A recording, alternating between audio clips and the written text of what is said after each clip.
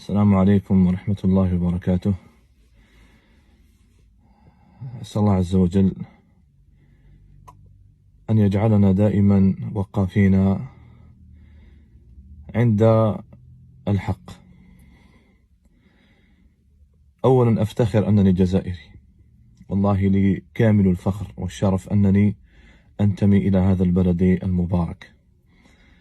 ثانيا أتشرف ولي كامل الشرف أنني احتجزت في مدينة رسول الله لأكثر من 6 ساعات بسبب الدعاء لإخواني في فلسطين. أنا سأقص عليكم ما حدث لي، لا من سبيل القصص أو من سبيل البطولات أو شيء، لا. أريد أن أنبه إخواني المعتمرين، ثم أنبه الوكالات باش ينبهوا الناس وينبهوا المعتمرين، وأنبه إخواني الأئمة وإخواني الزائرين إلى بلاد الحرمين. ولن أتكلم لا على نظام من الأنظمة، ولن أتكلم لا على السياسة ولا على شيء، لأنني أنا رجل دين، أتكلم عن قال الله قال الرسول صلى الله عليه وسلم. قبل أيام لم أخرج لا في فيديو ولا شيء، وكنت في مدينة رسول الله صلى الله عليه وسلم. رفدت الهاتف باش ندعي لنفسي والإخواني بعدما سلمت على النبي صلى الله عليه وسلم، وخرجت سلمت على رسول الله ثم خرجت. رفدت الهاتف كالعادة نشارك إخواني لحظات طيبة وندعي لهم، فاغتنمت الفرصة لأدعو لإخواني الضعفاء المقهورين المظلومين. مستشفيات دمرت، مساجد فجرت، أطفال صغار قتلت ذبحت. ألا يستدعي منا هذا كله إلى الدعاء؟ ما نقدروش ندعو وندعو في أشرف المناطق وأشرف الأماكن حتى يؤمن الناس على دعائنا؟ أهذا أمر؟ أهذا إجرام؟ أهذا الأمر عظيم؟ طيب، أنا لم أكن أعرف بأن هذا الأمر ممنوع في بلاد الحرمين، لم أكن أعرف، وأقسم لكم بالله أنني فعلته بطيبة خاطر وبكل عفوية، ما إن أكملت الدعاء إلى أن التف حول العساكر. فبدأ بدأوا الاتصالات وكذا، ومنها نحوا مني الهاتف، فقلت لهم غير الخير، وش كاين؟ غير الخير، ما الذي جرى؟ فقال لك الفيديو اللي درته الآن. وش درت؟ قلت اللهم انصر إخواننا المستضعفين في غزة، اللهم انصرهم على عدوك وعدوهم، اللهم عليك بأبناء القردة والخنازير، اللهم اجعلهم ينامون فلا يصبحون عن بكرة أبيهم. والله هذا هو الدعاء، لم أزد فيه ولم أنقص، ولم أتكلم لا على النظام ولا على أنا خاطيني هاد الصوالح، وأنتم تعرفونني جيدا، أنا خاطيني السياسة وخاطيني كامل الأمور. طيب، صدقوني بالله، من 5 مساء وأنا محتجز من مركز إلى مركز، وصلت حتى الأمن العام وزارة الداخلية عندهم. فقلت لهم قلت لهم بالله عليكم، أنا الآن ضيف من ضيوف الرحمن، أنا ضيف عندكم من الجزائر، وأنا من أهل القرآن. كان يكفيكم أن تقولوا لي هذا الأمر ممنوع، وأنا مباشرة نحذف الفيديو. وكما كان الحال لما في أول الوهلة لما تكلم معي العسكري قال لي ممنوع، حذفت مباشرة الفيديو، حذفته مباشرة.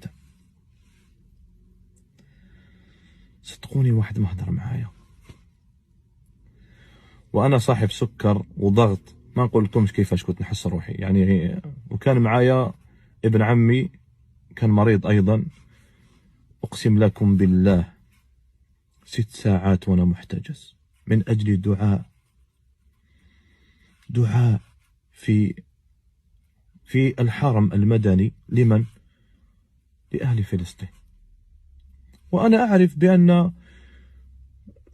في وقت مضى كان أئمة يعني يرتقون منبر الحرمين سواء المدينة أو مكة، فيدعون لإخواننا الفلسطينيين ويدعون لغزة ويدعون لفلسطين عامة. فلم أكن أعلم بأن هذا جرم أرتكبه أنا. أقسم لكم بالله قد ما كان شرف لي أنني أحتجز من أجل الدعاء لإخواني الفلسطينيين وإخواني الشهداء في غزة، قد ما كان الأمر صادم بالنسبة لي، لأنني علاش ضيف من ضيوف الرحمن.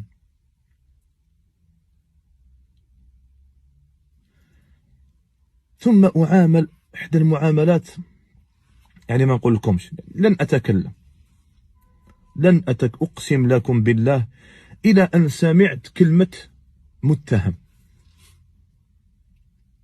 إلى أن سمعت كلمة واحد الضابط قال عندي متهم دار فيديو بالدعاء لإخواني في فلسطين. والتهمة ما هي؟ التعاطف مع الإخوة الفلسطينيين والدعاء لهم.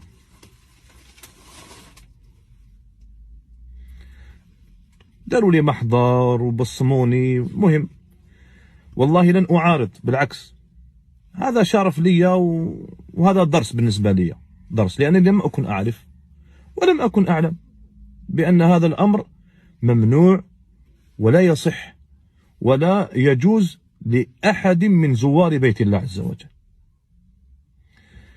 انتهى المطاف على ماذا؟ على أن حكمت المحكمة بحجز الهاتف تاعي اللي صورت به، حجزاته عندها، وأحال إلى مكتب الإرشاد في الحرم.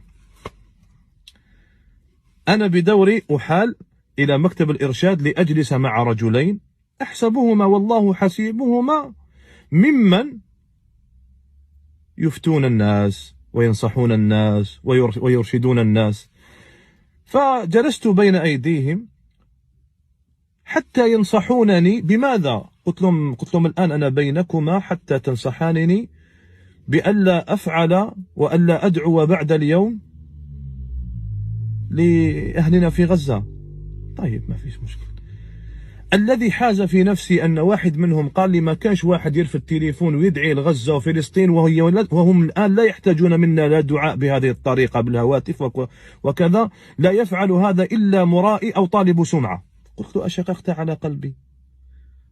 أنت في الحرم الآن، شققت على قلبي أنني أريد سمعة أو أنا مرائي بهذا الأمر؟ قلت له ربي يغفر لك يا أخي.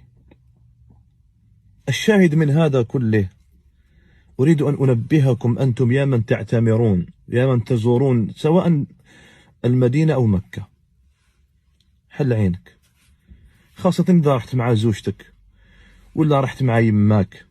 أقسم لك أنا ولد عمي مازالو شاب صغير، أقسم بالله قريب حبس قلبه. وينتهي المطاف على أنه واحد الأخ مصري واحد آخر فلسطيني قالوا لي يا شيخ والله ربي يحبك وعندك دعوة الخير. واحد منهم قال لي كنت قادر 15 يوم ما تبانش، واحد آخر قال لي كنت قادر سنة ما يعرفوش وين راك كامل. فأنا أنصحكم، هذا الفيديو هذا درته مجرد قصة حتى يعتبر بها الناس، وما نحكي وما أعترض على أي شيء. هي بلادهم، الله يعاونهم، هي بلادهم، ربي يوفقهم وربي يعاونهم، وهذا النظام ديالهم ربي يعاونهم، ربي جالس على كرسي الحق. الله عز وجل يجلس على كرسي يحكم بعدله، وسع كرسيه السماوات والأرض، لن أزيد فوق هذا ولن أنقص. ولكن أنا ننبه الناس اللي يطلعوا يعتمروا ويديروا، الدير شال تاع فلسطين يديوك المعتقل، يحجزوك ويديروا لك محضر، تلبسي حجاب فيه، وانا شفتها رأيتها عيانا من اندونيسيا وماليزيا دايرين شال ولبسه وحده حجاب فيه العلم الفلسطيني، احتجزوها وداروا لها محضر. فواحد يروح يعبد ربي ويدعي بينه وبين ربه، يدعي بينه وبين الله عز وجل. السلام عليكم.